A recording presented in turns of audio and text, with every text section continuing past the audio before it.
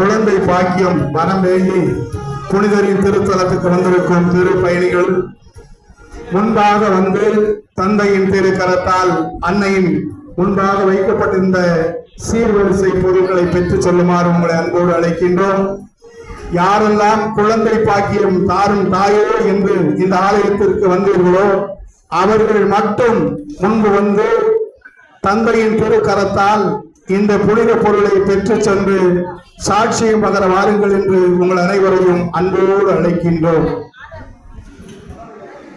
குழந்தை பாக்கியம் வர வேண்டி வந்தவர்கள் நம்பிக்கையோடும் விசுவாசத்தோடும் தந்தையின் திருக்கரத்தில் இருந்து இப்புனித பொருளை பெற்றுச் செல்லுங்கள். ஆண்டவருக்கு சாட்சி பகருங்கள்.